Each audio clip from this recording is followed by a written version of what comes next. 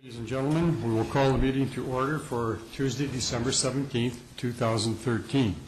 And the first item on our agenda is to approve the agenda with one addition.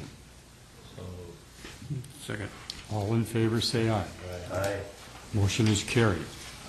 The next item is citizens to be heard. Is there anyone in the audience who wishes to be heard on any item that does not appear on the agenda? The next item is the approval of the minutes for December 3rd and 5th, 2013. Move to approve. Second. All in favor, say aye. Aye. Motion is carried. The next item is to approve the payments, bills, and vouchers. So moved. Second. All in favor, say aye. Aye. They are paid. Okay. Our next item is a discussion regarding the tax abatement, Aldrin Industries. Dan Sherping. Is Dan here? Good morning, Dan. Can you come up here and have a chair? Is Tim going to come up too? Bob. I think Bob might as well come up. Sure. Both you guys might as well sit here. Morning. Morning, gentlemen. Good morning. How are you today? Very good. You slip and slide in? Yeah, a little bit. My name is Bob. Bob. Hi. Morning.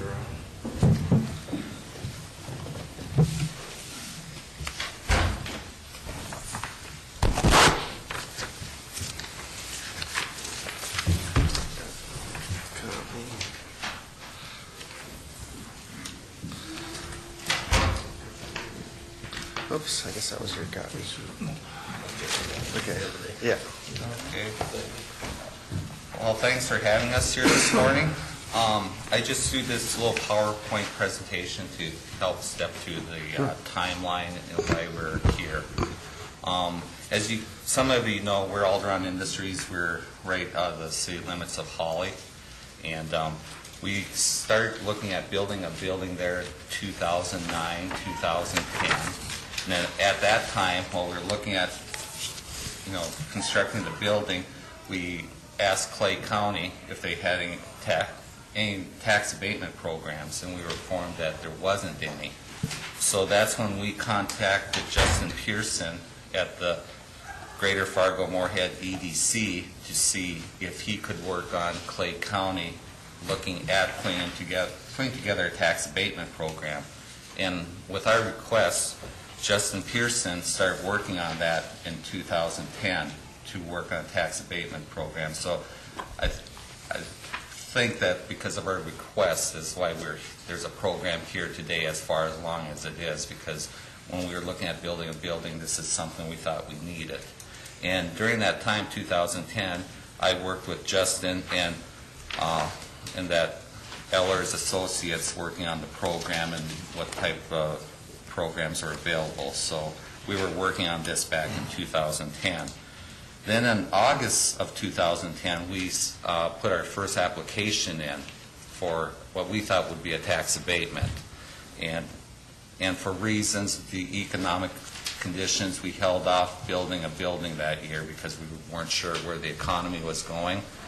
And then in about 2012, that's when we had everything in place and we felt comfortable going forward with the building, and we reapplied for the tax abatement because we'd never heard of anything, so I thought we'd reapply. So we applied twice for this program.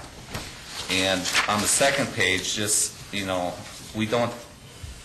don't have the time or resources to follow up on everything, so we applied for this. And I understand the business subsidy policy has been rewritten, and when we were considered, it was not written as it is today, and I think today is written more favorable for someone in our position.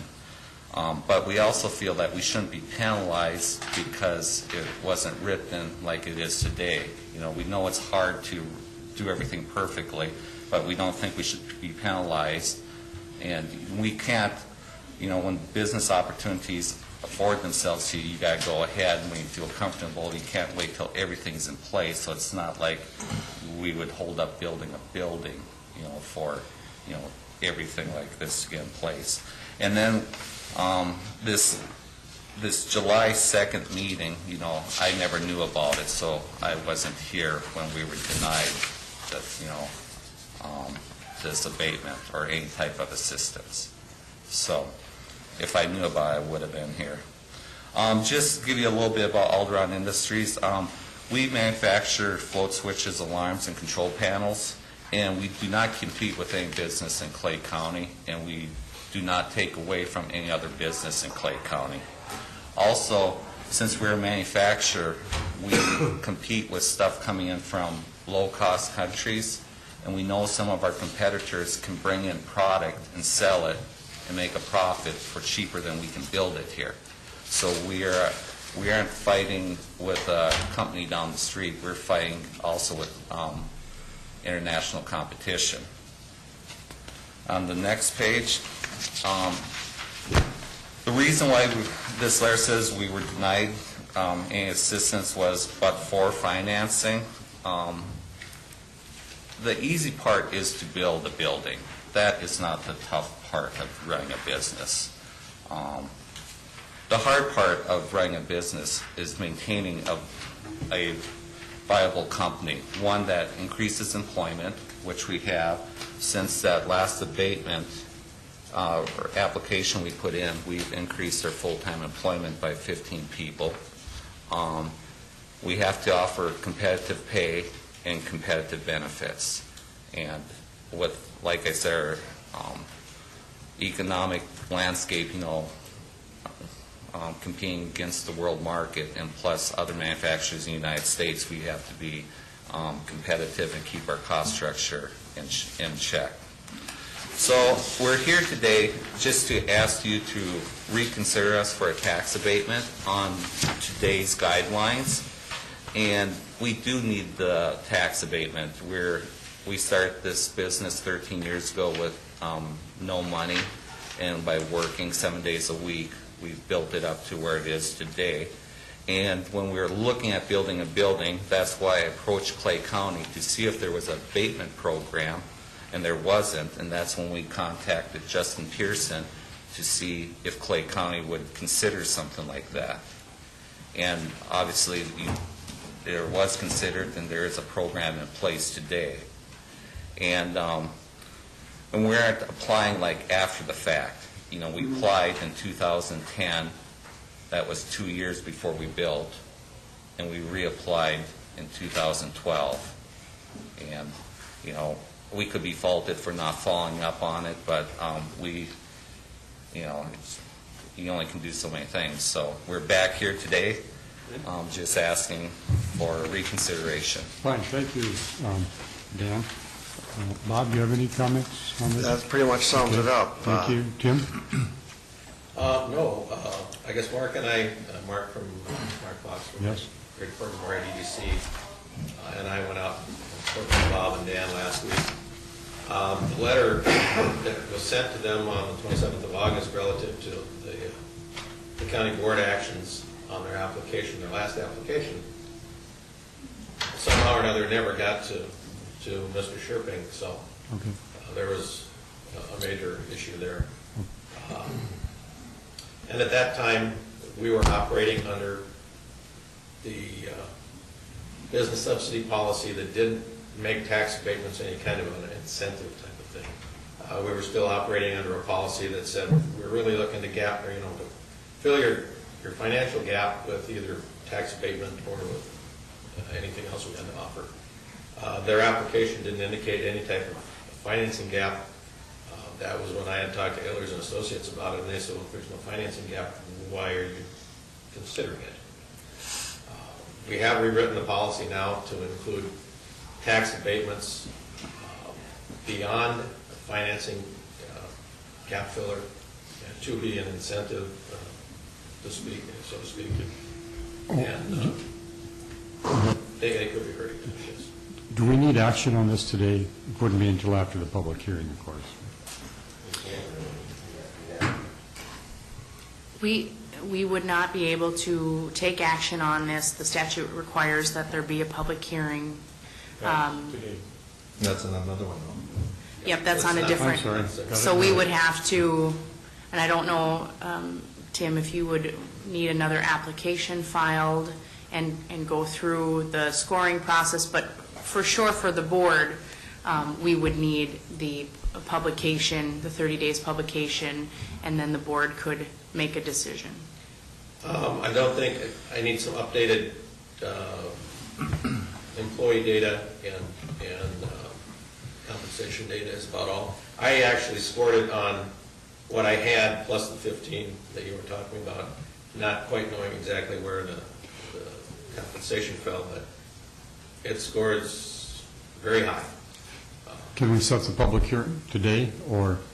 If we have a date, certainly I can get publication in yet today. Tim, I what's can- your suggestion? If that's what you would like to do, I guess it's just a matter of figuring out when. Nope, I mean, we can get the review. The sooner the better. Well, I was out there at that, and I'm very impressed with what they're doing, because it's a growing company out there. They're bringing people into the county. They're bringing housing into the Hawley. And I think what they're doing is very impressive, what these guys have started out up there. And whatever we need to do, I think I'd like to see it done, whether it's a hearing. If the hearing is the first part, let's go ahead with it, and that's what I would recommend. Yeah, I want to comment too, and Dan, I think you did say it really well from the standpoint that the history that led up to this, and the fact of the matter was, it was as a result of your being denied the abatement based on our current policy is what made a couple of us speak up in this board meeting and stated that this needed to be changed, because it should be more than just a but-for financing thing. Because if we're going to remain competitive with our neighboring counties, we have to have an incentive plan.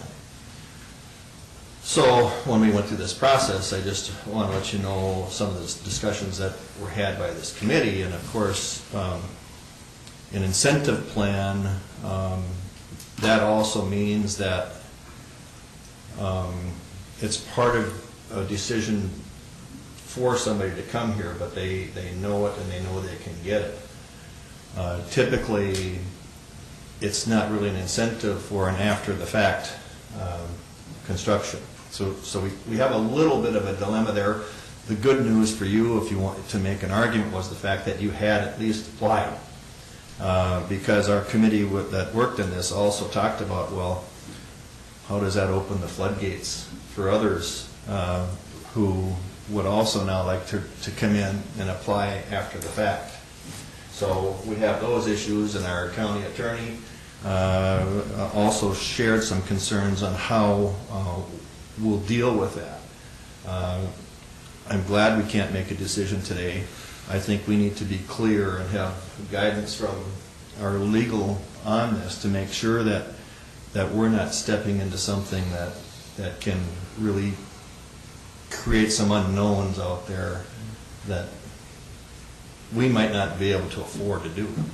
So but what Commissioner Gross said, I couldn't agree more. I mean, we're thrilled that you guys are out there and that you're doing great. And if we can find a way to do something like this to fall within that, I would certainly be open to that. But we do need to be careful in this, because it's we could have because it's not only for new construction. This language also is also meant to be for anybody who wants to add on and new additions.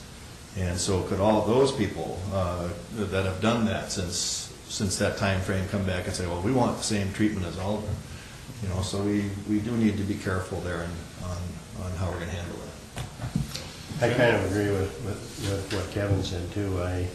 When we've had this discussion on this before, I think the key here is that you applied back in 2010, and that's probably the difference. And it's at least something I would be willing to reconsider after hearing your presentation. So thank you.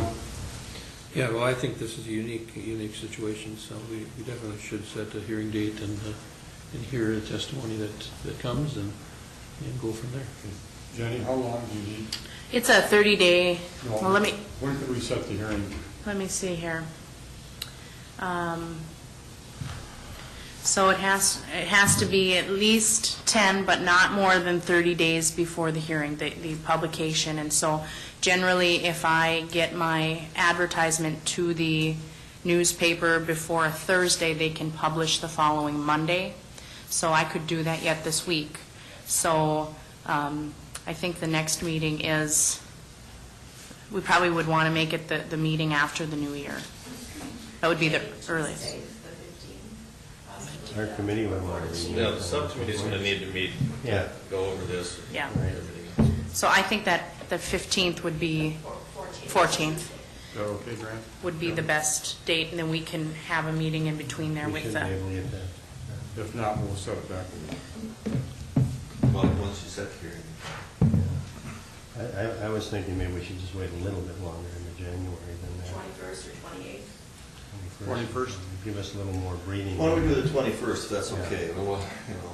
They'll give us a little breathing room to... Okay, do we have a motion to set the public hearing for the 21st of January, 2014? So moved. Second.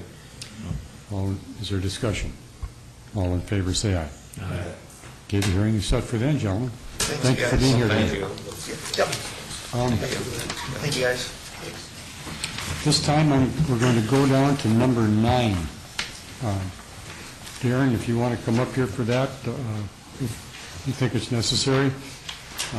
Human Resources Director Darren Brook. It's all in front of us here.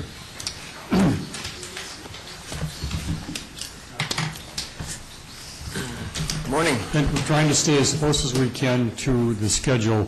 Commissioner Campbell has to leave by 10 o'clock, and there are some things we want to make sure we go over. Should we possibly go over the budget before we go to these things? Would you like to do the budget before Well, this I'm one? just thinking we're having these things without approving the budget. Should Yeah. Should we have the budget? Yeah. Number Yep. 6? Yep. Yeah. Okay.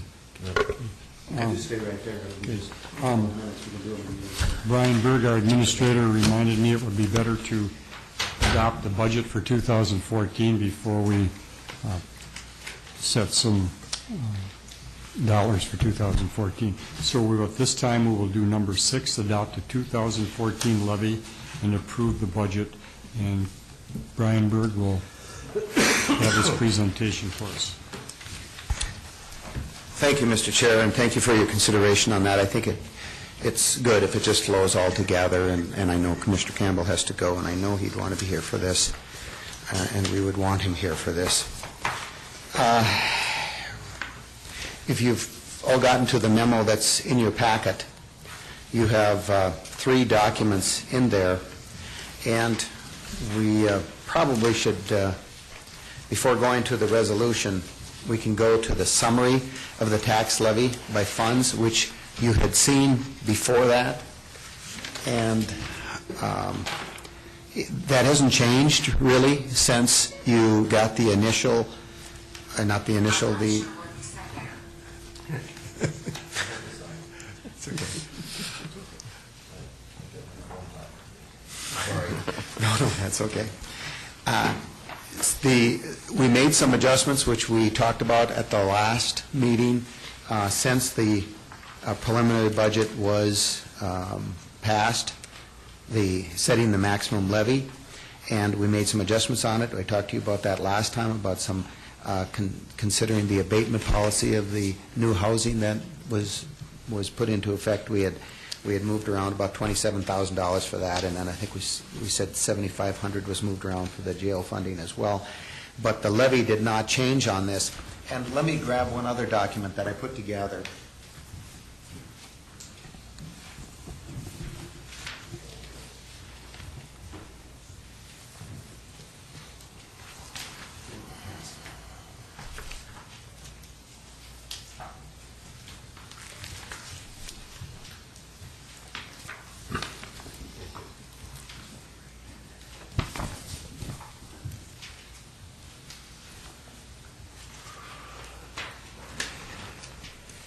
And I have to be careful when I say I put it together. As you can see, I went through the document and reviewed the numbers, and Vicki put it in this fancy format, so I appreciate her work on this. So But if I can go to the document that I just passed out, because I think it's relevant to the budget that you're going to be asked to approve. And we had talked a lot about the expenses for 2013 up to the date. We didn't address revenues much because we were in the middle of the month, but we're getting towards the end of the year, and even though we balance the budget once a year, this can give you kind of a bird's eye view of where we're at, and I know this board had asked for better clarification on that, and I'm hoping this document gives you that. What you have in front of you is the general revenues, and I've summarized it on the first page, and I extracted these figures from the other documents that were attached. And the first line is the general revenue, and there's a summary page on page 3 of this document that shows a budget of $19 million. To date, we have expended about $16 million of that. I shouldn't say it. We're not in the expenses, we're in the revenues. We've collected about $16 million of those dollars, which is about 83%. And this was as of December 11th. So we still have a little time left in the year, plus even after the end of the year, we have revenues that come in to balance this out. So we feel we're on pretty good ground there. Road and Bridge, listed on page 4, is showing a budget of $11.8 million with the collections of $12.9 million.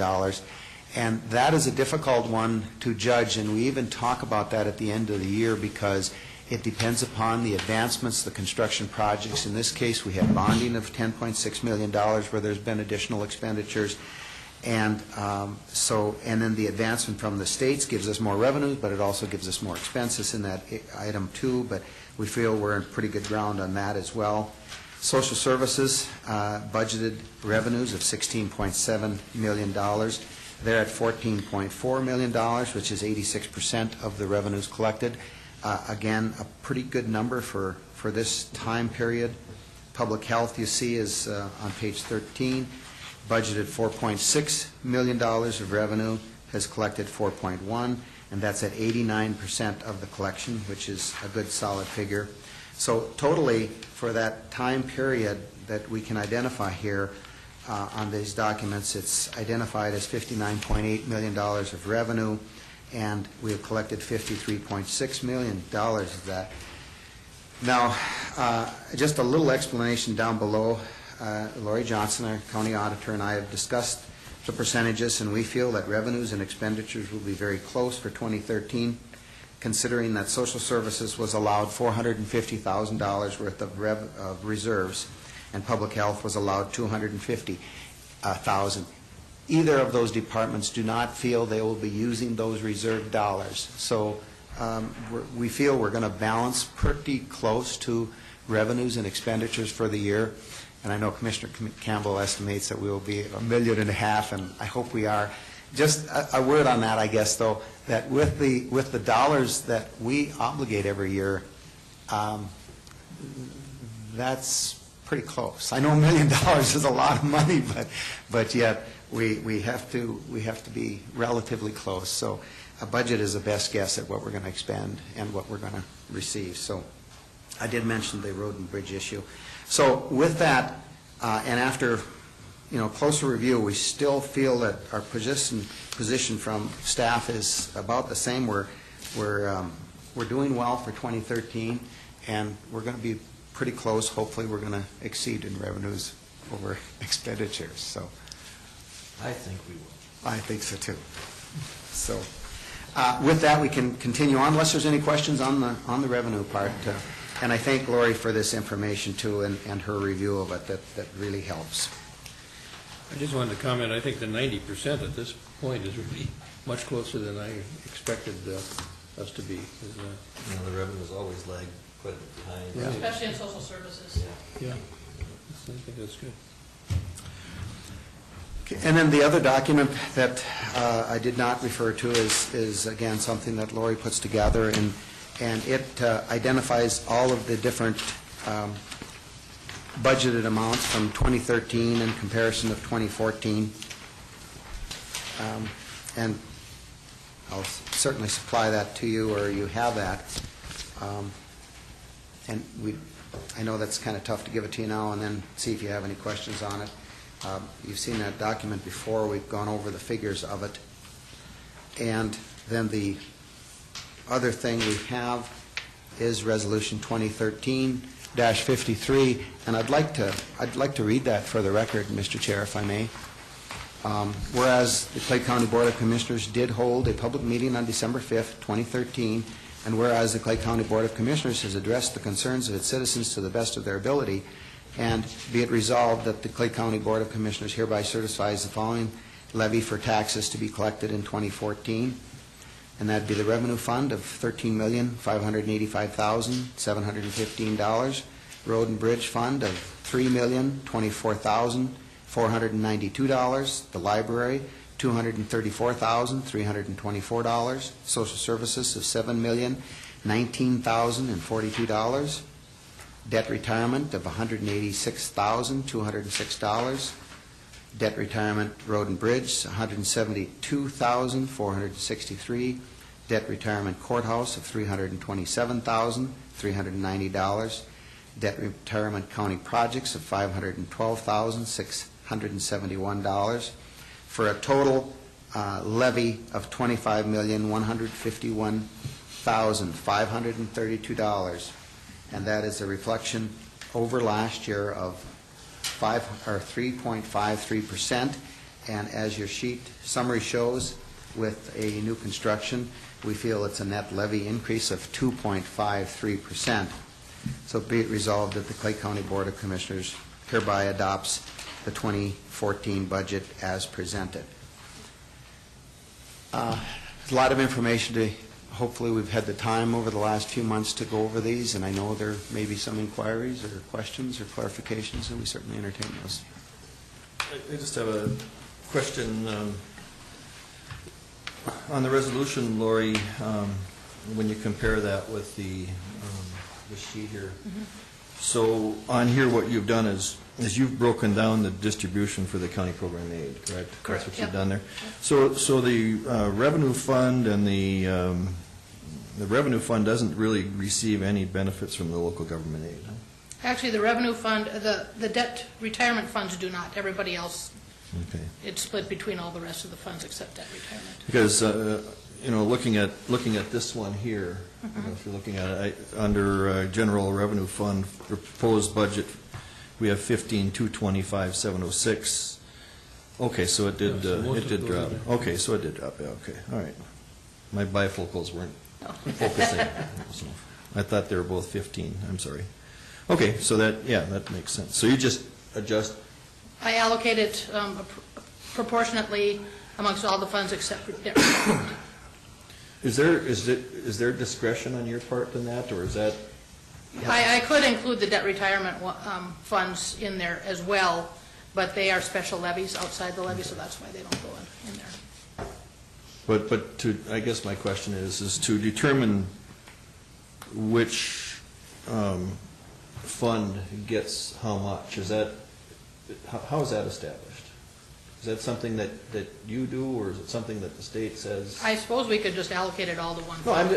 I'm just curious if you had. I allocate it, but, if Okay. you wanted to just give it to revenue fund. So it's based on percentages then, Yep. the total, and that's fine. I just didn't know what that process was. I was Yeah, curious.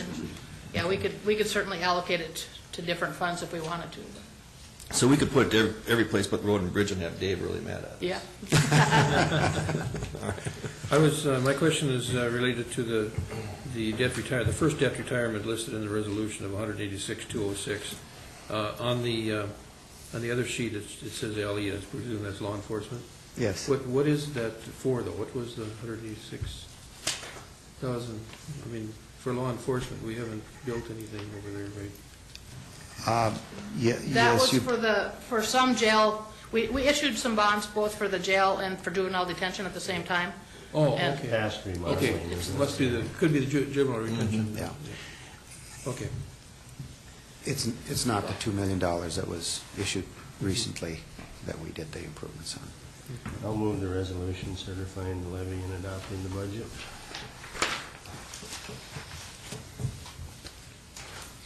Yeah, I'll second the motion. Discussion. The only thing that I still was wondering is if we could find someplace where we could put some extra money into that extension Well, position. Mr. Chairman, and that's something that, and I sent in regards to that, I sent a memo to our administrator and copied Frank, who's my colleague on that committee. I think that there was a couple of things in this budget cycle, not only that halftime position in 4-H, but there was a couple of other areas where we did have departments that spoke highly of needs in some areas that didn't pass the test. I still feel that if I am closer to being accurate in what I think might be happening by the time this is all said and done, I'm not suggesting, and I didn't suggest to the Extension Committee that we'd be able to hire the halftime person, but I really felt that the potential for a stipend that could go there to compensate college students to come in and help with those after-school programs would be even a step in the right direction. And I still feel that if we can find those funds, we should actively pursue a way to still incorporate them into our 14 budget. So I'm being optimistic that we still have some opportunities in 14 for that, and to maybe revisit some other things that weren't done. Further discussion on the We motion? can approve that, too, after we find out where we're Yeah. at with the 13 budget. Because then we have the ability to take and excess 13 funds and do something with them in 14. All in favor of the motion, say aye. Aye. Carried.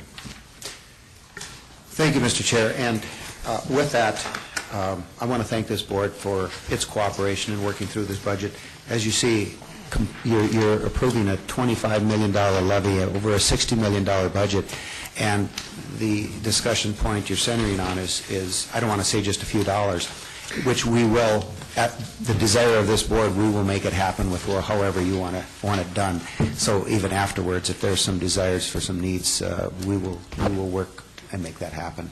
So I want to thank you for your leadership on that, and also to thank Lori for her extensive work on this budget. She does a terrific job, and of course, all of the department heads that present a very accurate budget and are very cooperative when we work with them through it and see if their needs are as great as they think they are.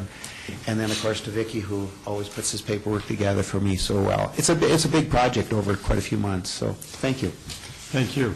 Before we go to the public hearing, we will go directly to number 9 on the agenda at this time. Karen? Thank you. Any major changes in here from last year? Nope, the only thing that, as far as the elected official's salary, the county attorney was the only one that was due a step this year. Those are two-year steps. The auditor, treasurer, recorder, and sheriff all got theirs this year. The wages that you see there all reflect the 2% increase that was applied to the county grid as well. The meal reimbursement is the same as last year. That did not increase. Still a total of $37 per day. The mileage reimbursement, the 40 cents per mile has not changed, but the IRS, we just got word that the mileage for the IRS is 56 cents per mile instead of 56.5 cents per mile. So that went for 2014. So that went down a half a cent. And then the current per diem rates, $75 per day, that was unchanged as well. So, okay. Any questions on that so far? Okay. The other thing that requires year-end approval would be the Clay County Volunteer Furlough Program. This is a program that we changed a couple years ago to make it available that the county's employees would be able to take 144 hours of furlough, non-paid, throughout the year. And so far, it's been a pretty successful program, it seems like. As of December 5th, we've had employees use a total of 1,058 hours for a grand total of $23,267 in wages that was saved through this furlough program. That's about on line with what we've had in the past years as well. There's been no real changes. I haven't changed anything in the furlough program, aside from making it effective in 2014 as well. So, okay. And, excuse me, Mr. Chair, and that was the recommendation of the PIC committee that Yes. be approved. And these have been through the PIC committee as well. So, did you want to go through the variable hour grid now, or did you want to hold off on that? Because that might have a little bit more discussion. Oh, I think we better go through it, or else Kevin's here. Go through it now? Okay, gotcha. The other thing that we looked at this year was the what we called the roster grid. Right now, the departments kind of pay their rosters how they do, and also what kind of increase they get per year. And so some departments give them a 25-cent raise, some give them a percentage raise, and there was no uniformity of how we give the raises and wage increases to the rosters or the variable hour employees here. And so about the middle of the year, I sat down with all the department heads who have variable hour employees and trying to come up with a more standardized way of not only bringing them on board with a certain wage, but also looking at their increases in wages as they go and become employed here for a larger amount of time. And so I presented a couple courses of actions to them on how we could standardize this a little bit more. And what was decided upon was coming up with a variable hour grid, which would place all the variable hour positions onto a grid similar to the county grid, and then they would be paid through a step increase based on the number of hours that they work. I based that on the county grid.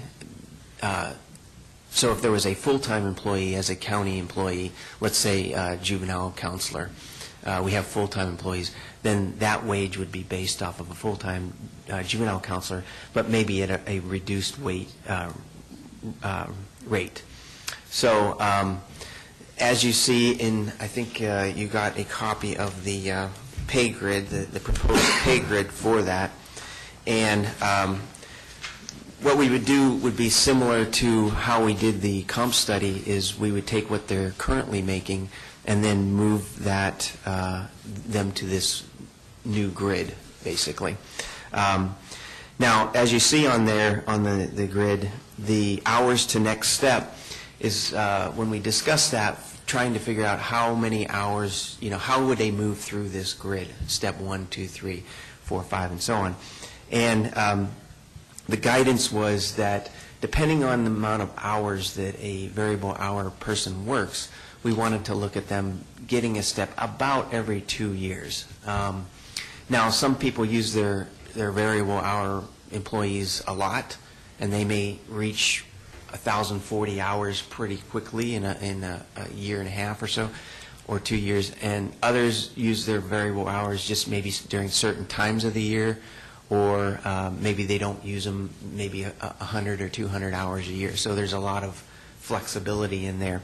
So does this continue from year to year? I mean, and then if this, I only work 500 one year, the next year that 500 carries over? Right, until you hit that threshold of, well, let's take, for instance, a custodian. They are looking at 1040 hours. So basically it equals a part-time employee there, but it may take them 2 years to get there. They may work 500 hours one year and 500 hours the next year. And so once they hit that threshold, then they would be granted a step increase. The only ones that kind of do this right now is the corrections. They do have their own correctional rosters grid. And so that's what we kind of based it off of, the philosophy of how we would put this grid together. Now, as far as the percent of county grid, some of these positions, they do exactly the same work and have the same responsibilities as a full-time employee. For instance, the deputies. A variable hour deputy pretty much does the same thing as a full-time deputy, except that they don't get the benefits and all that other stuff. So they're not on their grid. And they're not on the deputy grid. But, well, I take that back, because as part of this program, the deputies have always paid them the same amount as on the county grid. They're one of the few that have paid according to what the county grid is. So this they would have change that? No, this one doesn't change them for them specifically, because they wouldn't have changed because they were already doing what we're proposing now. Some of the other ones that... But you have a deputy sheriff and a correctional office sheriff on this grid. But it says 100%. Yeah, but it's at 100% at 2080 hours. So it may take them... So do the steps do they match the dollar amounts in the sheriff's department? Correct. Okay, then. Correct, yes. Like, for instance, step one on, did I give you the 2013 or 2014? We got 2014. Okay. For instance, for the deputies, the step one for a deputy on the county grid would be 2119, and it's on the roster grid, it's 2119 as well. Now, if for instance, a juvenile counselor that's a variable hour, they don't have the same responsibilities that a full-time counselor would have. And so what we did was I took the department head's recommendation that they do a certain percentage of work, and that would be reflected in the percent of county grid. So as you see with juvenile detention counselors, they have to work 1,040 hours to get another step, but they're starting out at a lower wage than the regular county employee as a juvenile counselor.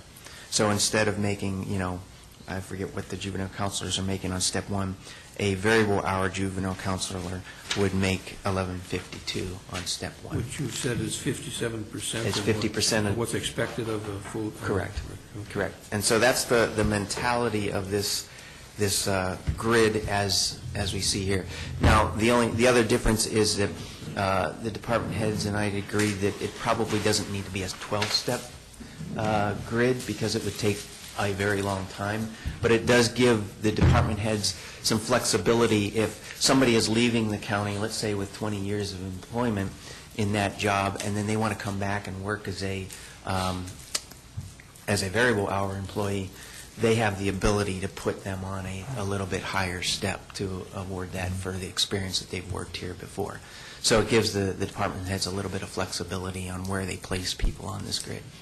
Darren, just real briefly here.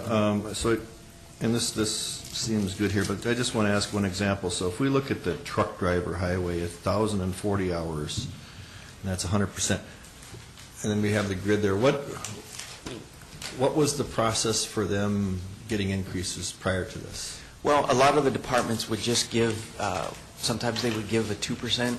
If the county gave a 2%, then they would give a 2%. Some would give maybe a dollar amount, or 75 cents an hour, or 50 cents an hour. So it was all over the board then? It was all over the board, and that's what we were trying to avoid. Some rosters wouldn't get an increase, but then if they didn't get an increase, the department head maybe after 2 or 3 years would want to give them a significant increase. So that's why we're trying to standardize it a little bit more.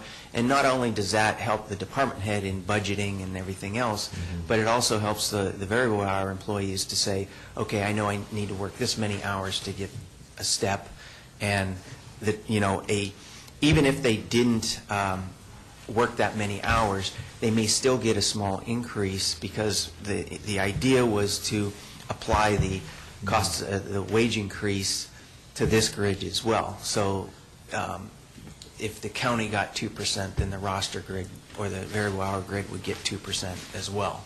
So let's say you didn't meet this threshold to get a step that year or the next year, you would still see a slight increase as far as the 2% increase would go. And my last question, have we gotten feedback from department heads on their thoughts about this? Yep, I've had probably at least 2 or 3 meetings with them, and they've seen this list several times. So we've gone back and forth on, number one, what is the right amount of hours, should it be 1040, should it be 500, should it be, and that's kind of left up to the department on how often they use their variable hour employees. If they don't use them too much and they set the bar too high, it may be 5 years before they would get a step. So that's why we incorporated the hours to next step. And then we also had a lot of discussion on the percentage of the county grid, what's correct. Do they do the exact same job as a full-timer, or is there some reduced responsibilities when it comes to a variable hour employee? So this has been presented to the department heads. They are in agreement, and now I wanted to present it to you and answer any questions that you might have. Any for John? Well, I think it looks really good. It really clarifies something that's always been kind of murky in the past, and you did a lot of work to get this figured out. I commend you for it. It looks really good. Mr. Chair? Yeah, this was done, these are the department heads' recommendations, plus it also has been to the PIC. But very simply, what happened was, we have about 90-some rostered employees or variable hours employees, and one department hadn't given its roster a raise for a number of years, and they came along and said, well, I want to give the roster employees $2 raise next year. And we said, well, jeepers, what is that? What are your other employees going to say if you give your roster employees a $2 raise and you're giving your other ones 2% or nothing? And so that's when we started talking about we need to have some system, and I think it's worked out real good.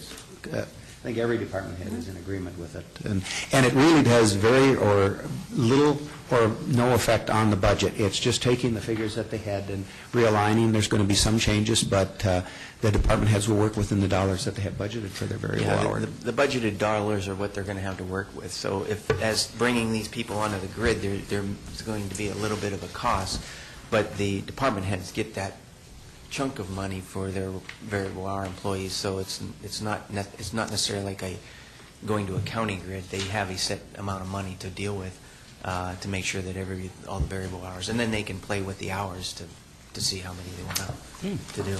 So, do we have a motion?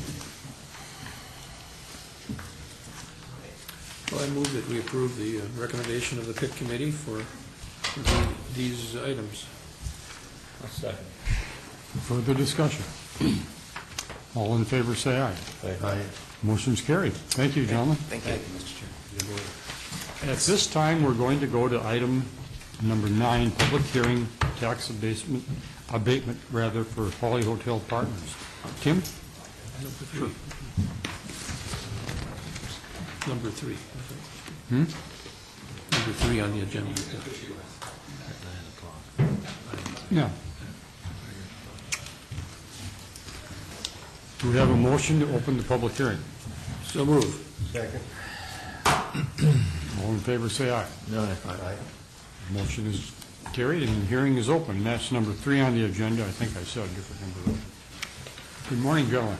Morning. All righty. You want to introduce yourselves? My name is Bill Daggett. I'm Vice President of Holly Hotel Partners. And my name is Dan Green, President of Holly Hotel Partners. Nice to have you. All right. I'll start and just give a little bit of an overview. Holly Hotel Partners LLC has applied for a tax abatement to Clay County in accordance with our business subsidy policy.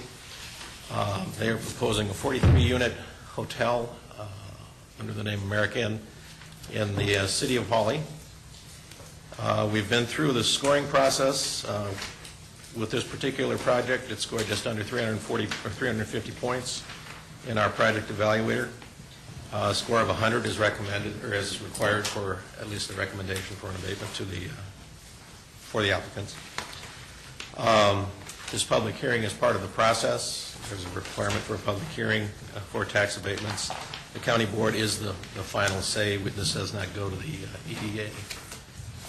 So the county board, in abatements, the county board is the authority which grants or denies or sets terms of abatements. The public hearing is held to hear any input from the applicants and any input from anybody who's interested in the project. I know the City of Moorhead's advertisements, say anybody who is in a similar business, whatever, can come and speak about the project. The applicant has requested 100% abatement for a term of 10 years. Given the estimated property taxes from the county assessor's office, that full abatement for 10 years would amount to approximately $270,000 worth of abated taxes. They have an overall investment here of about $4 million and intend to employ about 9 people in their first year. This project has been granted an abatement by the City of Hawley. As I understand it, the terms of that abatement are 75% per year up to 5 years or to a maximum of $80,000 is my understanding. So that's pretty much the project. It's one of any number of projects that are going on in the City of Hawley. It's really kind of interesting to see the business explosion out there. So I guess I would open it up to the applicants if you've got any additional information you want to provide the county board. Dan, anything you'd like to add? Maybe just, we appreciate the consideration for this request. We went to the city, as Tim mentioned, and weren't as successful as we'd hoped to be at the city level. And we've got 8 local people that are putting up the capital for this project, and we really need a little bit of additional assistance if possible. We look at the Moorhead market also in our whole assessment of our project, and Moorhead's going to play a big role too in a hotel, even in Hawley. And you guys probably know the needs for hotel spaces in the Fargo-Moorhead area, and we think Hawley with the corridor and Highway 10 is going to assist in that market as far as providing rooms. And for the city itself and Hawley, we're excited about being able to do it locally. A little more risk involved versus doing a metro area project like this, but we're excited about it and appreciate your consideration for support. Thank you. Bill, anything you'd like to add? Nothing more than what we've already said in previous meetings for detail and information. Just want to say thank you for all the help that Tim's gone to us. I've never been through this process before, and he's helped us all guide through. Yeah. So it's been certainly a learning process, and we appreciate all the help and guidance we've gotten through. Okay, thank you. Gentlemen board, Kevin? Well, yeah, I want to first off thank you for being patient with us as we went through this whole process of establishing how we're going to handle these incentive programs going forward. And I think it's our board has been pretty clear that this shouldn't have been something that's just for somebody who, for otherwise not being able to get this financing, we would want them to come into our county. We're very interested in seeing job opportunities and room for job growth in this county, and that is done by people like you putting investments into our community. Part of the work that we went through as a committee on this, and I think both, or I know you were at one, I can't remember, were you both there at the committee? Yeah. I think you were, yes. Yeah. And one of the things that that we do is we kind of have to figure out, okay, well, what is a really high type of a threshold or something that is so massive that they should get 100% versus what is something down here that maybe should still receive something, but yet maybe not to the equivalent of somebody who's going to bring in 200 jobs to Clay County. So along with that and with the help of the Greater Fargo-Moorhead Economic Development Authority, we kind of instituted a point system, so to speak, that Tim works with. And as we met and after you left, we had some discussions, and for the board here, what came out of that committee's thought was based on the job creation here. It certainly was something that we felt is deserving of an incentive. So, and the proposal that our committee felt would be appropriate in this particular case was 100, 80, 60, 20, 40. 40/20. 40/20, yeah, yeah. My math, not. All right, I'm on. All right, so it's 9:30. But anyway, just a scaled down approach. And Tim, what was the dollar amount that we had calculated on that?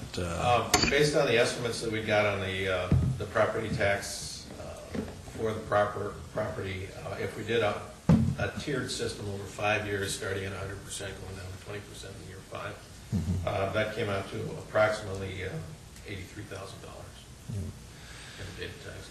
So, so that is the, and again, we tried to compare this to what future things could come up too, that, what might be significant, and so it's kind of, in some ways, it's kind of hard because we're kind of setting the bar here with this first one. Of course, our point system kind of helps determine where it should fall, but that's, for the board's information, that's what our committee went through and felt would be a good way to go on this one for this group. I guess I expected it to be more. And I like the tier idea, but I'm wondering if it can be set up so it can go out for a few longer years. I don't know. Sure. If that's what the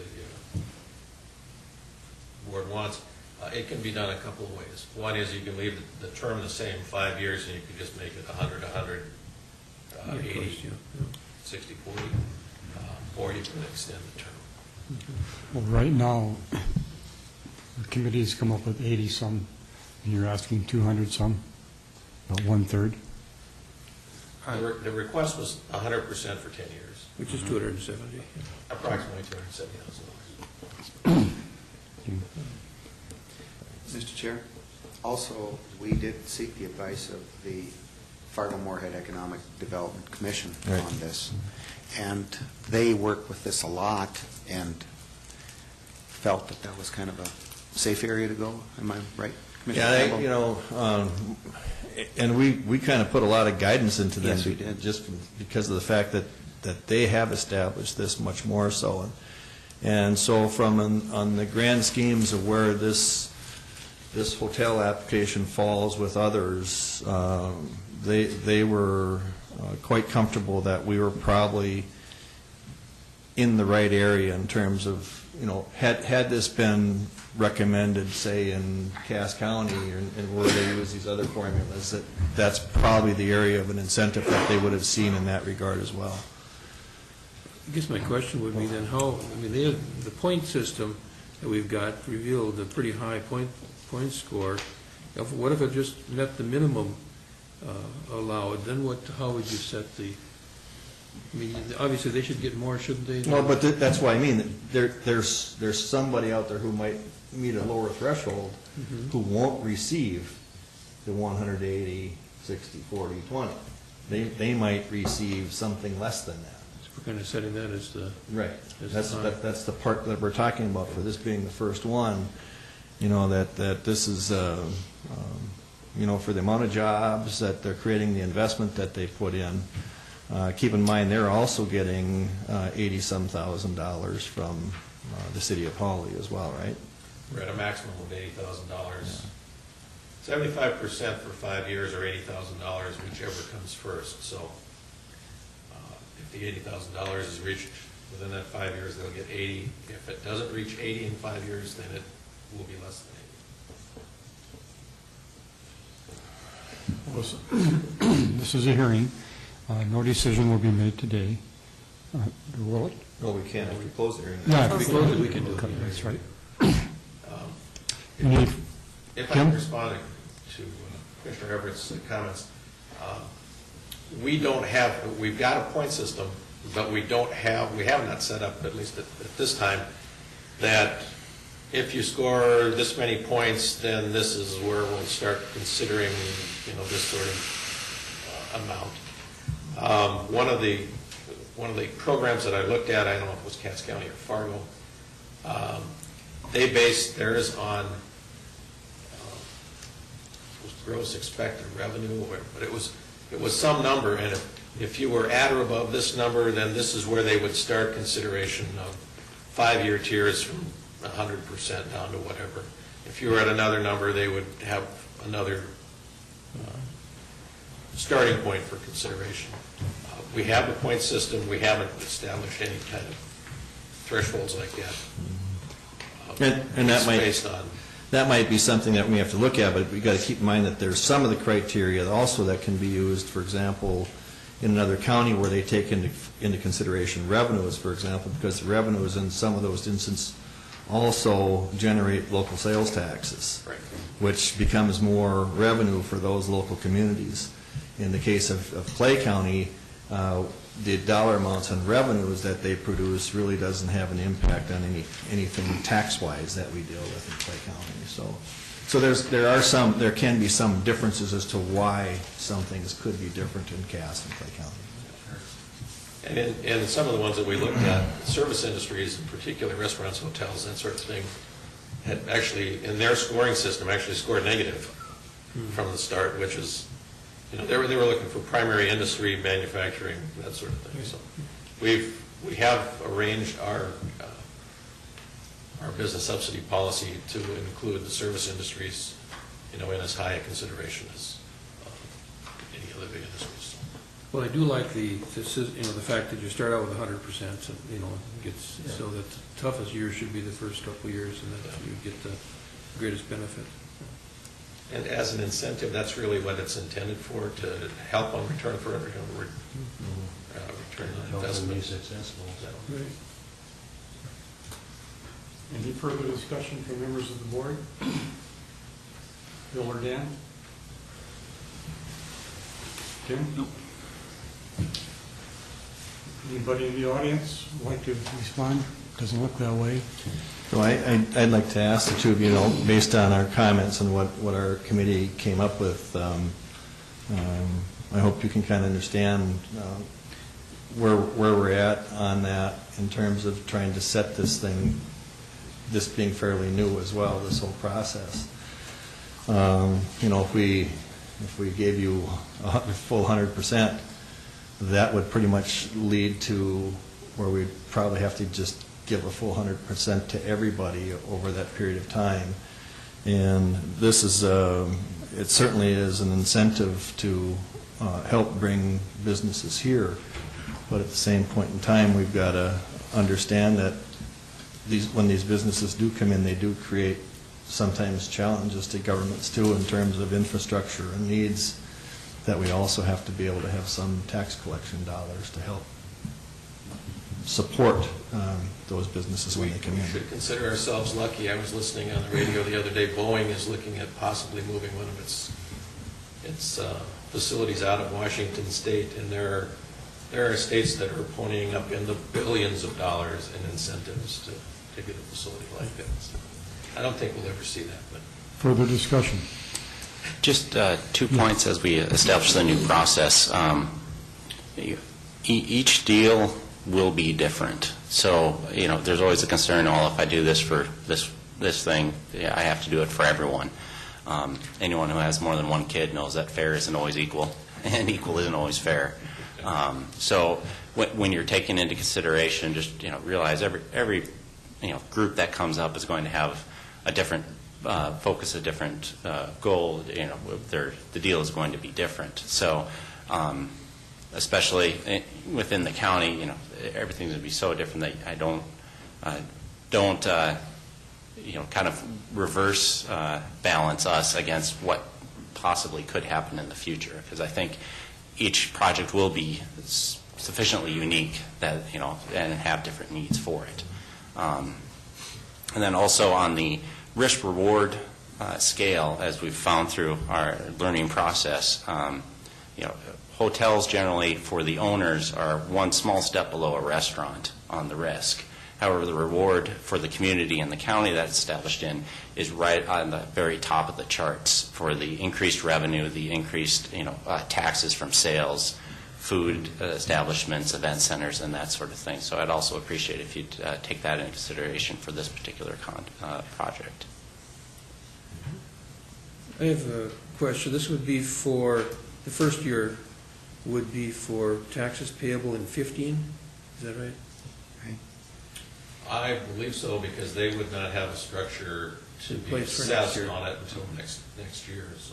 Okay, so it'd be 15 through 20 then, it'd be.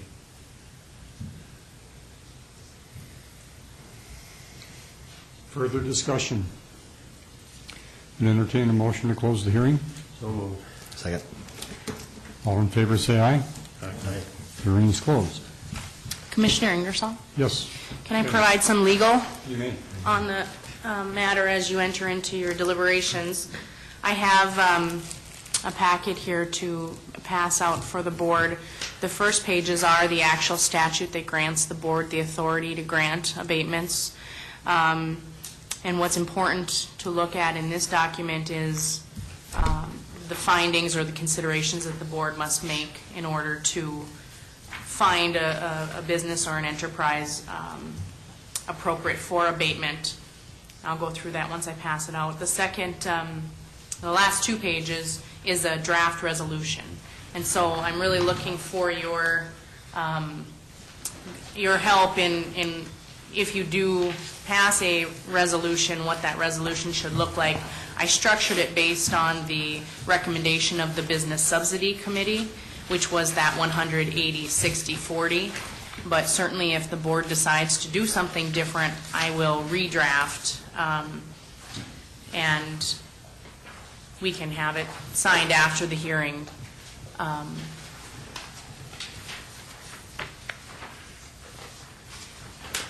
In looking at the first page, the abatement authority for the statute, when the board is considering this application, the important things to look at are under subdivision 1, the first parenthesis 1.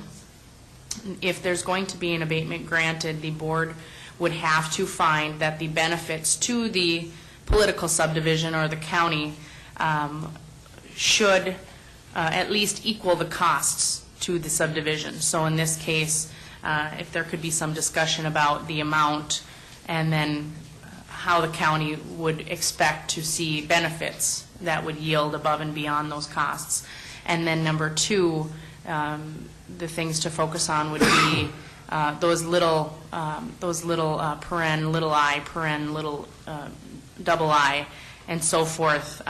If you could go through those particular elements and look at whether or not the proposed project would, for example, increase or preserve the tax base, to provide employment opportunities, etc. So if the board finds number 1 and any one of number 2, they can grant the tax abatement.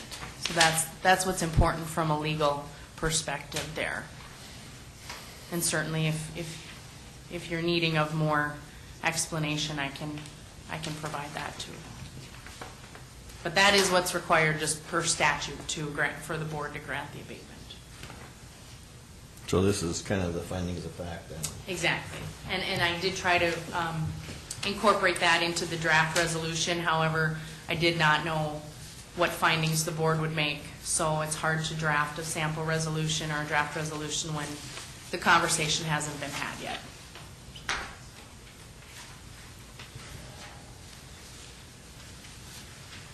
So number 1 and 2 are a and. You have to find 1 and 2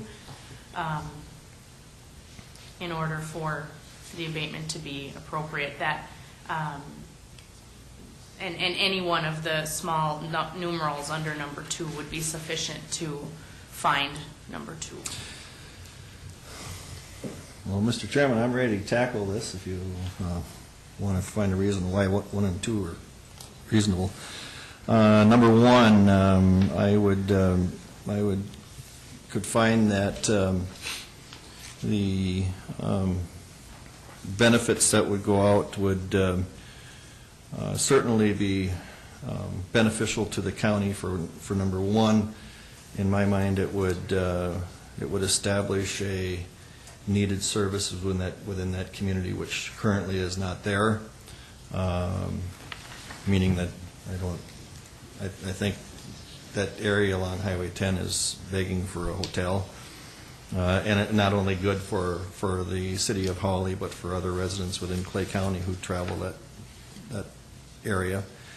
And the fact that, and I know down below, there's a portion dealing with employment, but I even think that that's also part of number one in the terms of when you raise employment, you're also looking at the potential for these new employees residing and purchasing homes within Clay County that could also then help offset the taxes that are being released temporarily while this project is on the go. And going to number two, this certainly would help to increase and preserve the tax base without question. And it does provide employment opportunities in the political subdivision.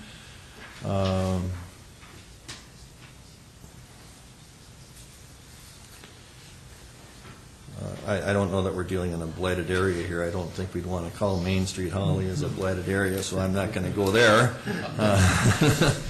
But it helped provide access to services for residents of the political subdivision. And again, this allows them more opportunities to offer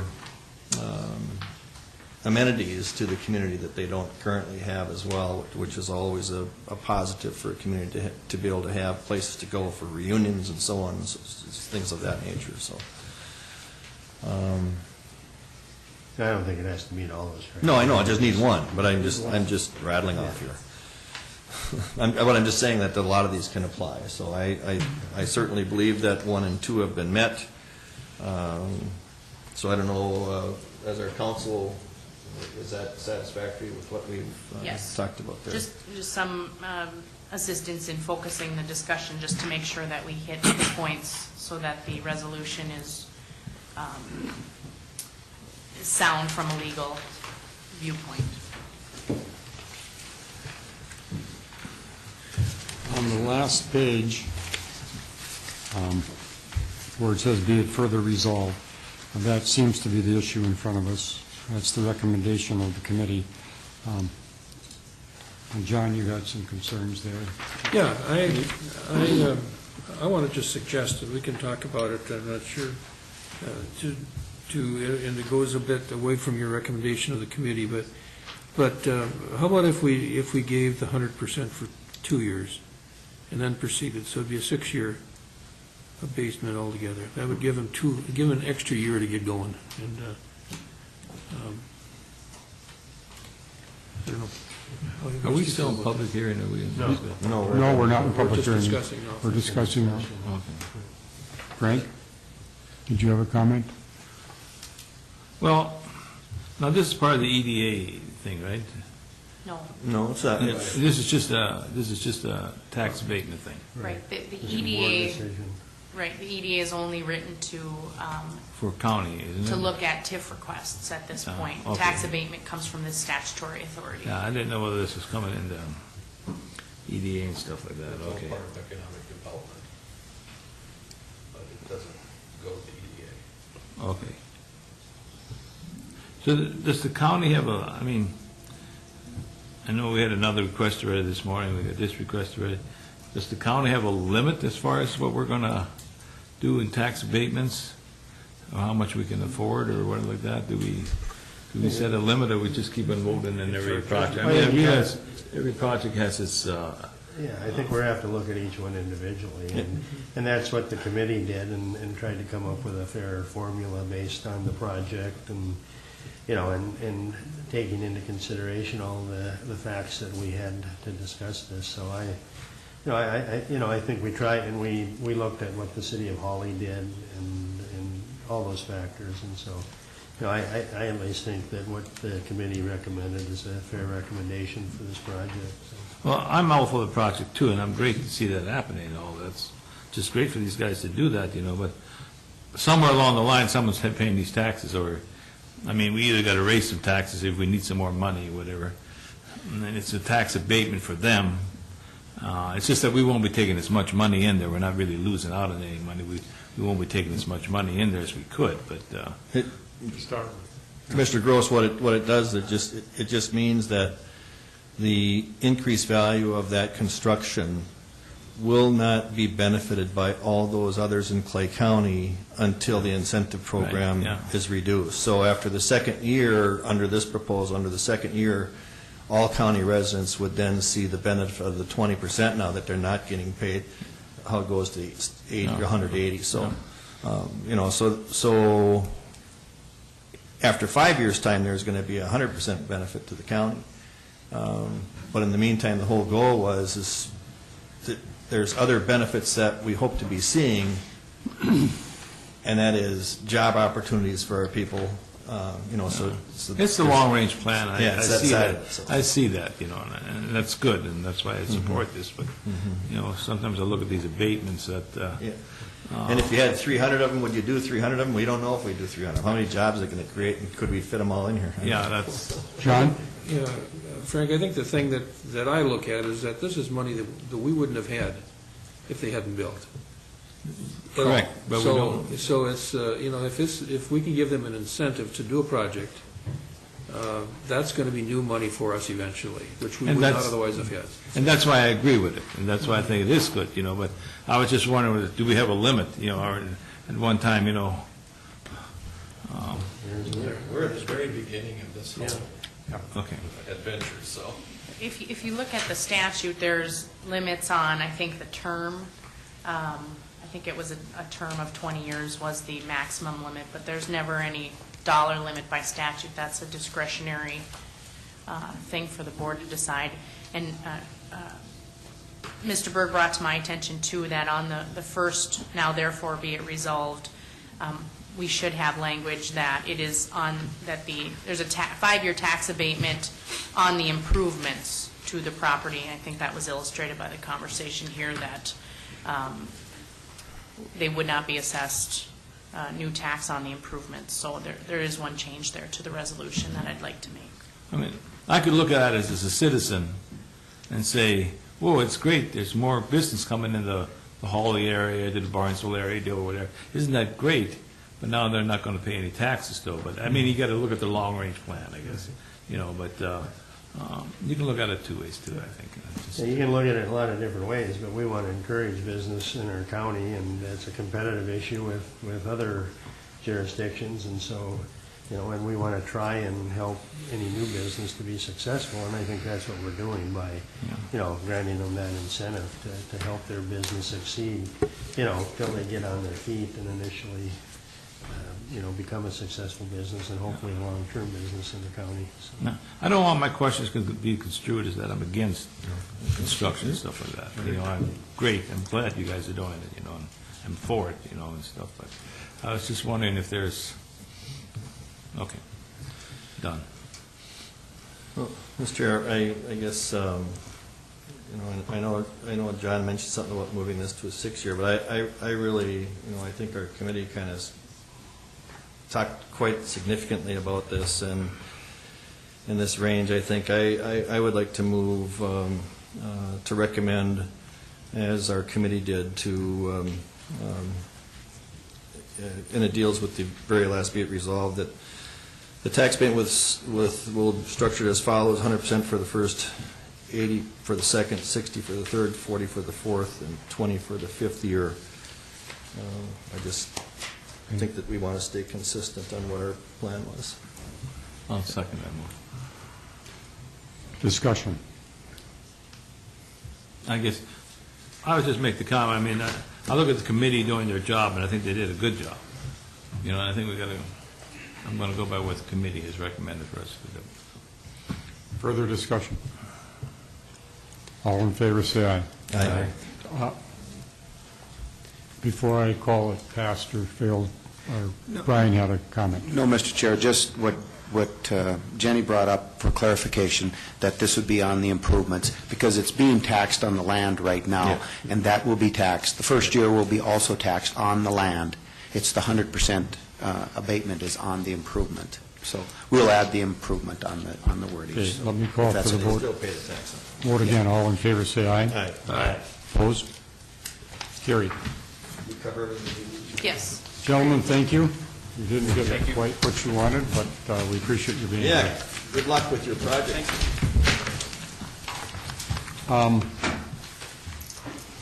Tell you what, Robbie, before I call on you, I'm going to ask Kevin for his committee reports, please. Okay.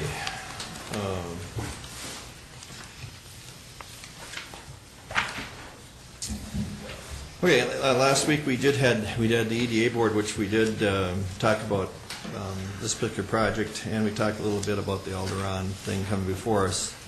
And obviously, I reported today, and we did the work and made the recommendation based on the findings of the committee, and we had an awful lot of people with the right backgrounds involved with that committee, and I wanted to thank them too for, Frank said a lot of good work went into this, and a lot of it was on the part of the committee. So thank you for that. And then on Thursday, we had a Clay County Joint Powers meeting, and the entire agenda was pretty much on the intergovernmental retreat to be held on the 25th, I believe it is. 24th, okay. Is that Friday the 24th? Okay.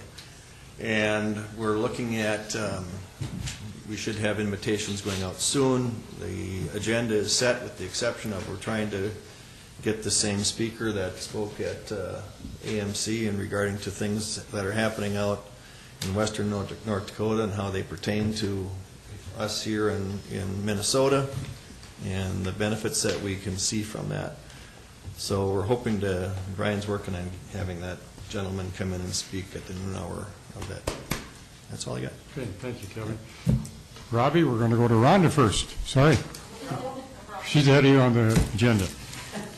Social Services Director Rhonda Porter wants to hire some people. Good morning and welcome. Good morning. Okay, well, as you can see on the information I supplied for your board packet, I have 2 retirements.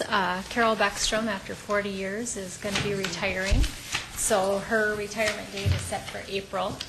And then Lori Young, who's been with us for 37 years, is also going to be retiring, and she has set June as her retirement month. So, and I have Cheryl leaving. And I have Cheryl leaving this week, so 3 supervisors in a very short period of time. But we knew that was on their radar. So I'm requesting replacement of those 2 supervisors, and then in addition to that, I did have a case aide resignation. The case aide has been with us for 12 years, and she's going to be moving on to some different opportunities, so I'd be requesting to replace her position as well. Are you going to backfill any of these possibly? Is that part of it? I would be requesting that, we'll be doing internal posting, and so I would have the opportunity to fill any internal movement. Gentlemen, your wishes. I'll move to approve. Second. Discussion. And that includes with the backfilling to. Yes. All in favor, say aye. Aye. You got it, Rhonda. Thank you. Thank you for being here. Merry Christmas. Yes. And Robbie, I know how much you love to come before the board, so we'll invite you up at this time. How are you? Good. Joe got me in just fine this morning, thanks to you. Perfect, thank you. Robbie Norman, our building maintenance supervisor, would like approval to fill a custodial position, and that is in front of us right here. 1 FTE, and the cost impact funding would be about $5,500 in savings, Robbie? Right, yeah. Okay. Approximately. Anything else you would like to add to this? Oh, it's due for a retirement. Okay. The position is in the Family Service Center. Move to approve. Second. Discussion. All in favor, say aye. Thank you, Robbie. I thought maybe we should just make him sit here for a little while. Brian, just a minute, Robbie, just a second, Brian. Mr. Chair, and since Robbie's still here, just wanted to, it's part of my report, but that the motor vehicle office will be going to bid, and bids, it's scheduled for January 7th at 3 in the afternoon. Now, we talked about setting it for the board meeting and open the bids like Highway does here at the board meeting. Our architect has advised us to schedule it for the afternoon because he said the bids come in better in the afternoon. I don't know why one afternoon over the other, but he said that some wait till the final day and they will put in a bid in the afternoon, they won't in the morning. So the bids will be better in the afternoon. So Just wanted to advise you of that. We talked about maybe even considering changing the board meeting till the afternoon that day, or just having the committee members open the bids, the two county commissioners on that to bring forth. But I like what Dave does, brings them to the board and opens them at the board meeting. So we shot for that, but we were advised not to. Well, if it would make a difference on the bids, I can't say that it would or not, but they're saying it would, so. So maybe our board meeting that afternoon on the 7th? Well, or have the two county commissioners. I think there's a conflict. I think we have something scheduled. January 7th is your Oh, first that's meeting right. of the year. That's right. We would reconvene in the afternoon if you so desired. That's what we talked about. That's the organizational one in the morning. Why do we have to? You don't have to, no. You don't have to have board You meeting wait till there. the following meeting to Can they be opened to with approve it? Frank and me there? They can be opened with any one of us and bring them to the board, but, we Why just, don't we do that? okay, very good. Great. Yeah. Okay. Thanks, Robbie. Thank you. Okay.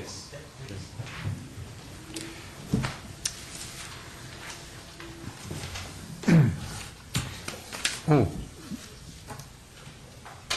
Mark isn't here, so we will continue with committee reports, and we will go to John. Oh, Mark, good morning. You're on. Perfect timing. Yeah. Actually, I was watching it. Approval for contract for software with Mark Sloan, our Information Services Director. Good morning. Morning. Remember last summer when I talked to you folks about our budgets for next year, one of the biggest things we were looking at doing is to upgrade our website to a whole new system of how we manage it. So since then, we've done a lot of research. We've talked to a lot of companies. We've come up with a really good plan that we really liked. We did all the steps we're supposed to, and we've gotten it down to a firm that we think will provide a really good solution for Clay County. It's a company called Civic Plus. They are, I think they have 8 Minnesota counties at the present time. They have quite a few local government organizations across the nation, but there's 27 in Minnesota, 8 of which are counties besides us. And we really liked what they were offering for a solution. And this is in our budget for next year. And what we found as we were going through the process at the end to try to finalize an agreement with them is if we signed our agreement yet in 2013, there was a substantial cost savings to us on the realm of $16,000. So that's why I'm here today and not 2 weeks from now. So, yeah, we've... I can't imagine why we would wait. Yeah, exactly. Well, the first question that popped up was a sales tax thing, and this is a services agreement, so there's no sales tax. So it's a win-win for us. I'd like to see Kevin make that motion before he leaves. Okay. So that's what I'm here for, is to ask for your approval to move ahead with this contract. I would make the motion that we save $16,000 by hiring this outfit right now. Second. Discussion. All in favor, say aye. Aye. Mark, you've got it. Thank you. I have another question I'm going to ask you while I'm here. I can get this. I'll pass those around. We're going to be doing a brand new website, as I mentioned before. This happens to open a window for us to talk about our logo. Since we're doing a brand new website, the question has come up is whether or not we like this logo and we want to continue using it, or if we want to move to something new. So I thought I'd bring it to you folks to see what you think, if you want us to pursue looking into a new logo or not, because the reason the logo comes into a big play is our logo has colors in it and our websites match that. You know, we go with something called branding, which is how all of the Clay County stuff looks.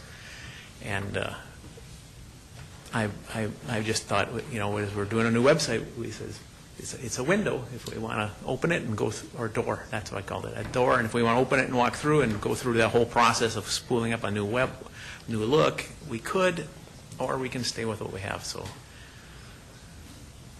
what do you think? Huh? Do you want an answer today, Mark? I want to know if there's I want to know if you guys say absolutely not, don't bring this up, or should we think about it? And then I can come back with some ideas, but I just wanted to... When are you anticipating needing a logo? Well, it's going to be relatively quick because we're hoping we just bought this stuff. We just bought this new website, and we're hoping to spool it up, and we'd like to have it running, so... Is there a cost to having an outsider design a new website? Yes. Okay. I mean, design a new logo? Yes. I've always thought, I've always liked this, I mean, but, until you compare it to somebody else, it's hard to know what would be any better. I don't I know. wouldn't mind seeing some new ideas. Why don't you get our Excellence in Performance group to come up with some ideas to submit, to go along with this? They were part of the people that said, you need a new logo. And I Oh, there you go. I said, all right, well, I'll run it up the flagpole and see whether Let's put there's it- any ideas. Why don't we put the challenge back to them? All right. No, I think we should give them the credit if they are. I mean, this could still be one of the ones in the running, right? Right. Oh, certainly. But I just wanted to find out if there was what the feeling was here, whether it was sacred or, Not sacred. No. you guys get to choose. So, I would say take a. all right. So we'll do a little research into Let's do what the rest of them say. what might be some possibilities, and I'll come back and see what we can learn. And if that's what you're thinking. Yeah, good idea. Consensus. All right. That's that. I'm happy with that. Brian, did you have something you wanted to add? Oh, no, Okay. that's what I was going to Thank you. bring up before you left, Okay. because I had it on my Yeah. Talk about meetings. Tell you what, we're going to take a break until we get back. How's that? At this time, we will call the meeting back to order. Kim? Okay. First, we're going to act on the item agenda, the appointment of Mr. Ben Fugly of Ulen to the Agassiz Recreational Trail Board of Directors. Do we have a motion? I so move. Excuse me, I'll make a motion that we approve. Okay, second. Okay. All in favor, say aye. Aye.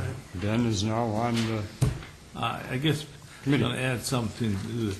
With that, when I talked to Mr. Fugly about this, the question came up about per diem and stuff like that, so I guess I'm trying to find out, I don't know if the board or Brian knows, whether Agassiz Recreation Trail pays per diem, or whether we pay per diem, or, Yeah. do you know what our policy, I guess I'm trying to find out, what is our policy so I can get back to him on that. Mr. Chair, that's a good question. I'm not exactly sure which ones pay which, and I know some pay the boards out of their different funds, like there's a public health, and there's a social service, there's a library committee, there's planning and zoning, there's extension, and they all usually pay out of their own appropriations, and I think the trails would possibly, but they don't have a funding source other than some granting mechanism from it. So it's a citizen at large representing Clay County. It might be one that we have to pay for that mileage and the Well, I checked with per Mr. Waller, and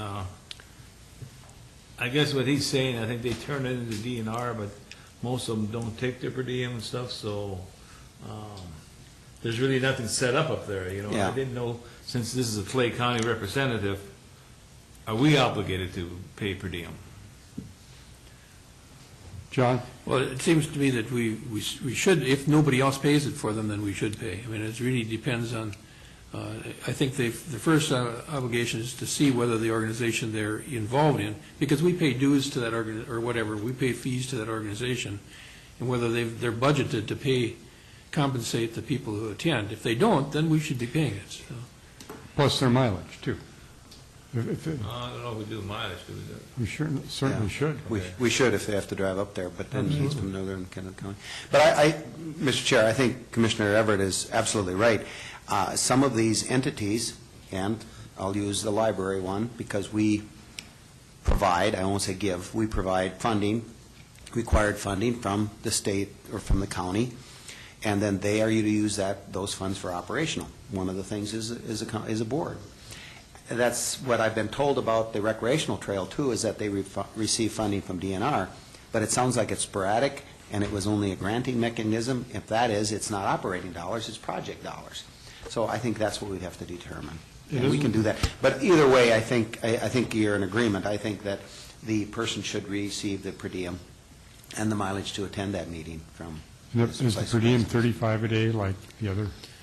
Well, so far, I mean, Okay. I think we want to talk about if that should be changed, but for this, we'd recommend whatever is the going rate. I mean, Right. Okay, and that's part of the motion, and that's with those made and seconded? Consider, yeah, that's Okay. all part of it, yeah.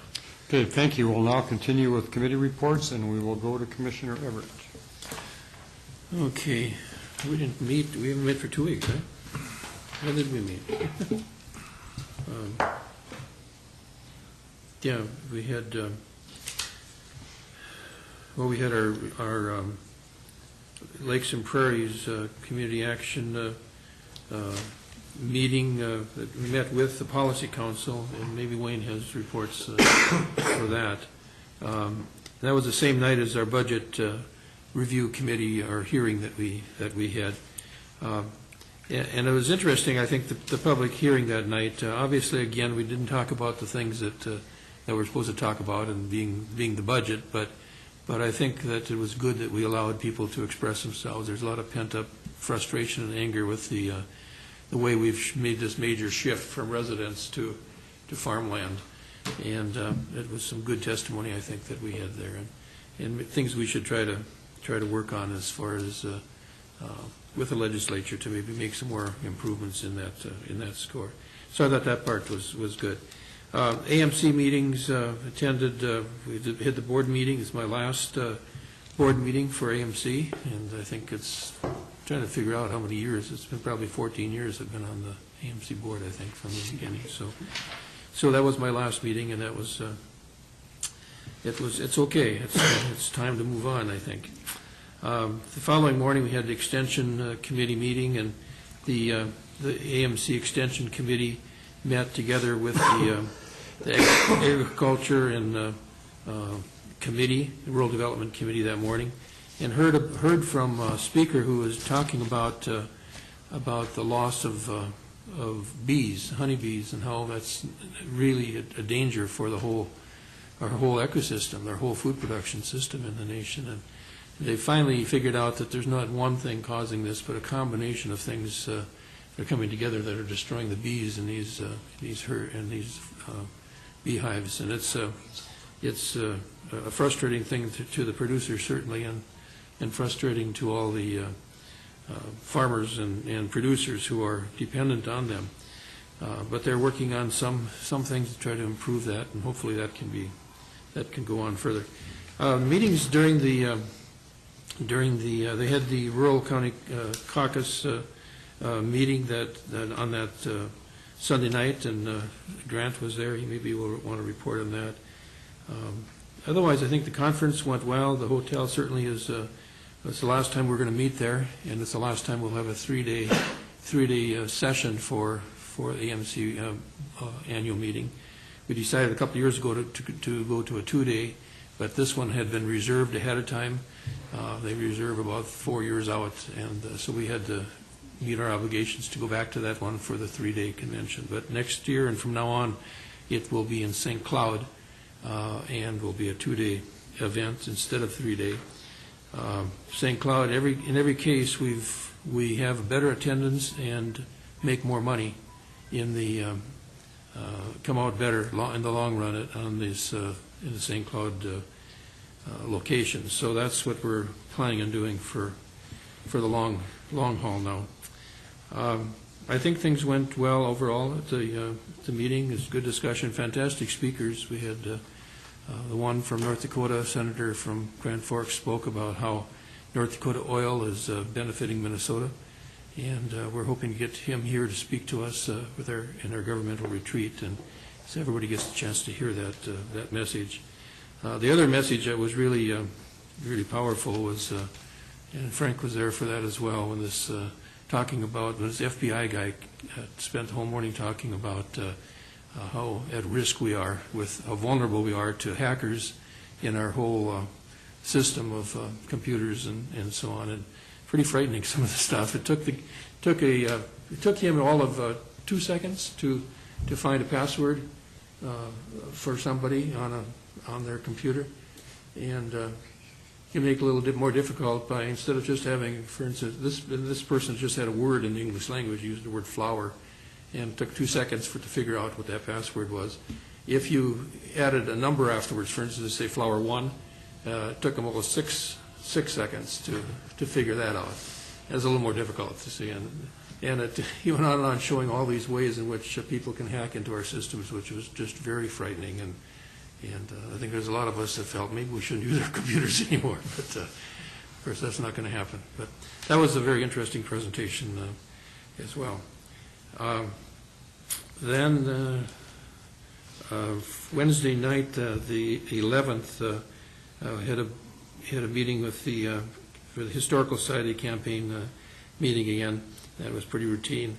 And that evening was an interesting meeting at the library. It was a meeting to deal with the courts, there's a movement to try to change it so that the elections of the judges become much more political and that they choose political designations and so on. And we want to avoid that. We think that's a really bad thing. And so this was a meeting to try to promote, fair judicial elections. And we certainly don't want it to become political. We don't want it to become big money coming in, helping to campaign for judges. So that's something we could talk more about at a later time as well. I think that's all I have. I guess the meetings I was, well, truth and taxation. Also on that AMC meeting we had down in Minneapolis, I guess it was my first meeting, and I was very impressed with the sessions that they put on. Now, John has already talked about some of them, but some of the other sessions that I attended also were on, like, bringing your own device, like your telephone, that we have employees using their telephones, their private telephones probably. I mean, some of them, I don't know whether some use their private telephones, but they download documents from the county, and all of a sudden, say we did get involved in litigation and stuff like that, all of a sudden that becomes evidence or something like that. So if you're downloading stuff on your personal phone from the county, you become liable, not liable, but that becomes private, that becomes information, say something came up, So I thought that was very interesting. So I don't know how we handle our phones here, whether we give employees phones or some of our supervisors or not, but I guess we'd have to be careful what we download on them sometimes, And of course, the most interesting one, I guess, was on joint powers that Brian was on, so that's, that was just top of the line there. That was the least a lot. No, Brian, he did a nice job along with the other guys on the committee. There's good information on joint powers, which was good. And the hacking, I think that was so interesting. Like John says, boy, I don't even know if I want to use my computer again after that. It's just very interesting how quickly they can do that. Also, I went on that election of judges. I was at that meeting there with John, which John reported on. Soil and Water Conservation District, we appointed a new member there. That Ken Schalick died, and his son Randy has taken over as one of the board members now for that district. I'm sure they'll come up for elections eventually, but he's been appointed to fill out his father's term, and there we discussed joint powers agreements and budget. Thursday night I went out to Flowing Township for a meeting, and they had a big discussion on their rescue squad is really hurting for help, and I don't know what we can do for the townships there, but if there's anybody out in Flowing and Felton, those townships out of that area, that rescue squad out there needs some help, as far as getting some members on that. Friday I went out to the Buffalo Watershed Open House. And also I spent a couple hours out there at Elderon, just going through their office out there, and it was very interesting to see what that company is doing for them as far as their production and stuff like that. Okay, that's it. Chief. Let's see. I've had quite a few meetings the last couple of weeks. But see, I had a Heartland Trail meeting and a Beyond the Yellow Ribbon campaign meeting, and basically just kind of getting things finished up for the year with those.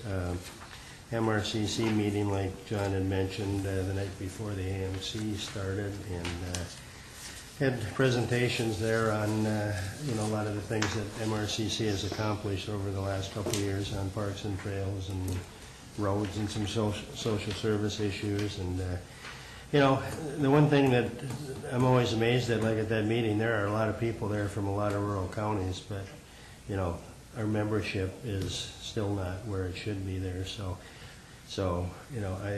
one of the things I'm planning on doing this year with that is talking to the executive director about finding ways to convince some of these other counties to join, because they're benefiting from all the things that MRCC is doing, and they're not, they're not helping to pay the freight. And with more member counties and more funds, we could do a lot more for rural counties in Minnesota. So had the public safety meeting with AMC, and then I attended, I think, some of the other meetings that other commissioners were at. I was amazed too at the presentation by the senator from North Dakota on what's going on out in western North Dakota. And his point really was, I think, for being there, was that Minnesota is probably in the best position of any of the states that surround North Dakota to take advantage of some of these positive things that are going on in North Dakota. And so I think it's something that the whole state of Minnesota has to look at, and Clay County, I think we're in a good position too to find a way to leverage some of those positive things that are going on out there. We had a PIC committee meeting this morning, discussed some issues with the county attorney's office that we'll be bringing forward here shortly, and that was it. Thank you. On Tuesday, December 3rd, Moorhead Planning Commission, we had general business, a hearing regarding off-street parking. We approved an amendment to the Pavement Management Transportation Capital Improvement Plan. There were 10 areas of consideration for this plan. On Thursday, December 5th, Lakes and Prairies Board meeting. John has reported on that, but we did have general business and shared governance training, grant applications, approved an increase in salary for the 4 executive positions, and then we also had the executive director's report. On Saturday, December 7th, for Lake Agassiz Regional Library, Northern Lights Library Network board meeting. One of the things that came out of that is in February, we're going to have Northern Lights covers 23 counties. In February, we're going to have a luncheon at Moorhead State University, and we will invite all the legislators who fall within the borders of the Northern Lights network, and hopefully we will get several of them to come. On Tuesday, December 10th, at a public health and adult mental wellness meeting gathering, a group called Premier Care out of Ohio, and also called Brown Consulting, made a presentation regarding a possible medication-assisted opium heroin treatment program. And maybe our sheriff has heard something about this. Law enforcement was there. It was hosted by Rhonda Porter and could possibly come before the board in the future. Many questions were asked and answered, and there will be a long way to go on this, at least from what I saw. Very interesting gathering. This morning, Personnel Issues Committee meeting, and as the chief said, we will be hearing more on what happened there later. Brian. Thank you, Mr. Chair. Attended the management team meeting held last week, and Mark addressed the issue that I thought should be brought before the board, the branding issue. I guess I want to thank I want to thank the board for the attendance at the AMC. I thought it was very well run this year, and as in other years. I haven't attended every one of them, but that was very interesting, and I too echo the presentation on the North Dakota oil. I think it was just so nice to hear such a positive message nationally. I mean, he was saying that with the oil reserves that we have and the expected extraction amongst the states, not just North Dakota, that we could strive very easily in 5, I think Commissioner Whalen said this morning, 5 years or something like that, that we could possibly strive energy independence in this environment. And boy, is that ever positive. And then he went on to explain how that would affect Minnesota, the workforce, the iron ore in the northern part that they extracted, that the foundries would be operating again. We'd be building the cars and shipping them out rather than shipping iron ore out and then bringing it back in as made cars someplace else. It was just really, really positive. So that was really kind of the highlight, I think. The other thing, I think that's kind of an important important information, and it really opens up a can of worms, but a commissioner from Otter Tail County in our joint powers talked about the fact that, sustaining 87 counties in Minnesota is tough. It's tough right now. It's going to be tough into the future. And instead of talking maybe joint powers and agreements all the time, should we be talking about joint counties? And what he did is he opened it up for discussion. He'd like to see discussion over the years. I think there's a lot of agreements going on, and I think Commissioner Everett pointed out at that meeting that we should continue to strive to work for agreements with different counties and then see where it takes us. And I think that's a very good philosophy if we want to look at that direction. But I think the point is well taken. Why is 87 the magical numbers? A lot of governing boards out there and different things. So, but that's certainly for higher pay grades than mine to decide.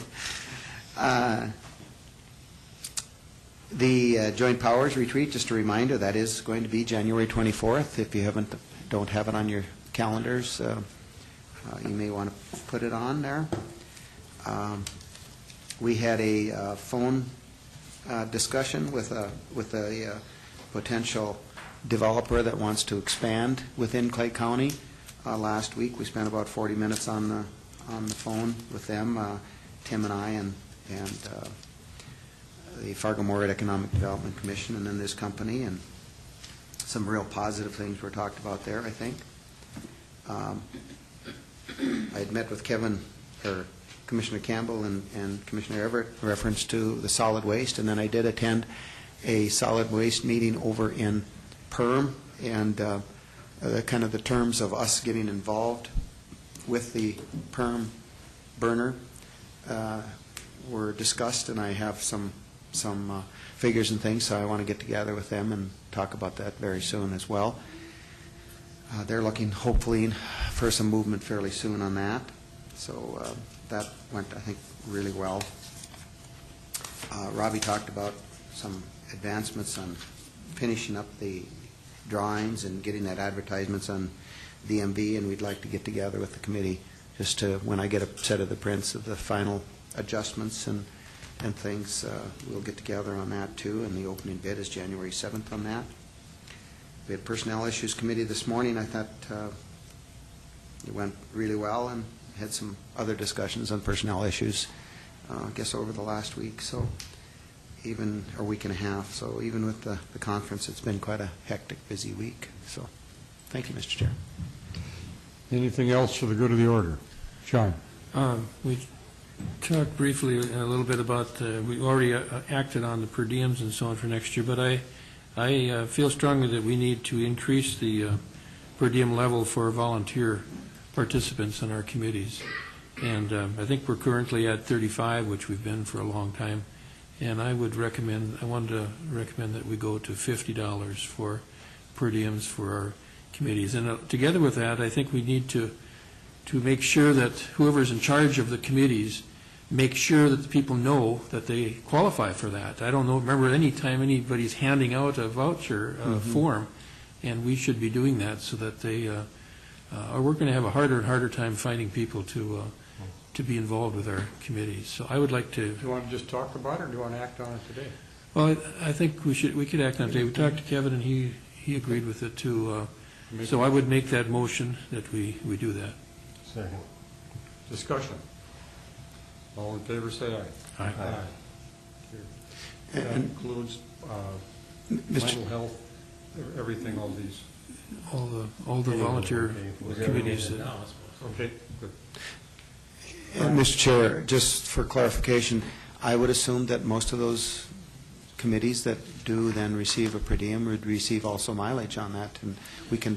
So you would encourage me to talk to the different committees about that. I'm thinking that's what your direction is. Right. Yeah. Well, we wouldn't be increasing that. It's already set for. Absolutely. Yeah. So, okay. Yep. We're adjourned.